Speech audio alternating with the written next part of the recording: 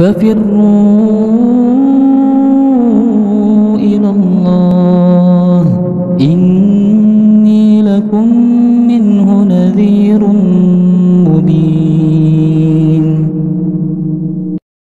Jadi ketika terjadi fitnah, ayo rahimani rahimakumullah, seseorang yang harus dia jaga adalah lisannya. Karena ketika terjadi fitnah kita tidak menjaga lisan, justru kita bisa saja dari pihak yang terzolimi. Tetapi ketika kita tidak menjaga lisan, kita akan menjadi pihak yang mendolimi.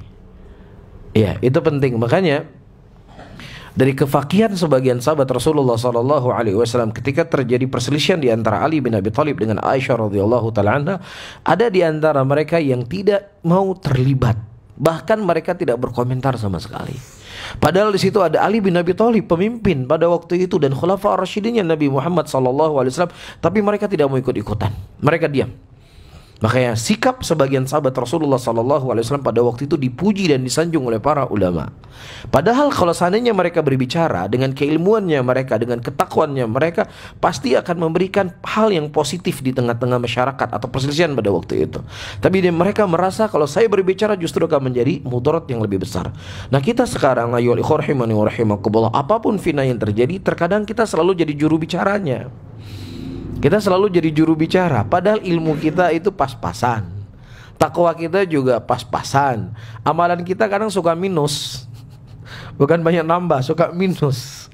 Tapi Masya Allah, ketika terjadi fitnah kita selalu yang jadi corong, kita yang selalu jadi juru bicara. Padahal Nabi SAW beliau memberikan nasihat kepada kita semuanya, ketika terjadi fitnah maka luaskan rumah engkau.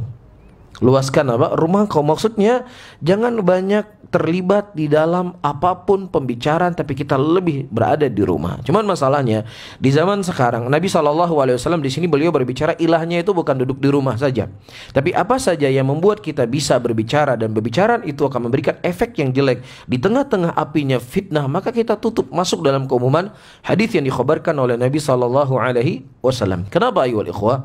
Seperti yang saya sebutkan tadi, bisa saja ketika terjadi fitnah, fitnahnya itu satu jengkal. Toib, fitnahnya cuma satu jengkal. Kemudian kita berbicara dengan maksud dan tujuan untuk meredamkan fitnah tadi, berubah fitnah tadi menjadi 10 jengkal.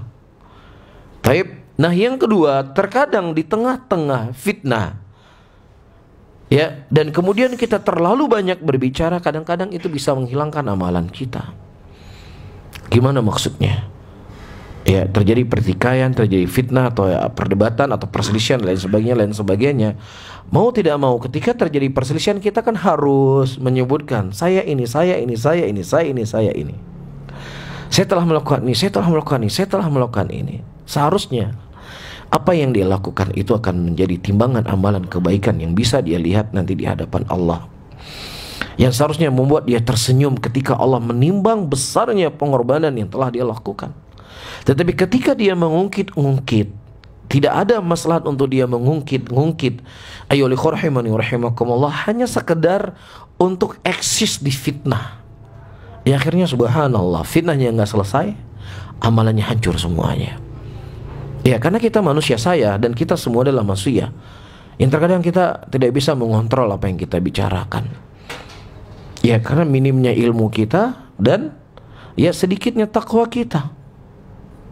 Bisa difahami. Dan yang ketiga, ayyuhal ikhwah rahimani wa rahimakumullah, kita khawatir ketika terjadi fitnah ada penyusup-penyusup. Sadar ataukah tidak sadar dia sengaja disusupkan, atau memang dia nggak sadar tapi posisinya posisi penyusup.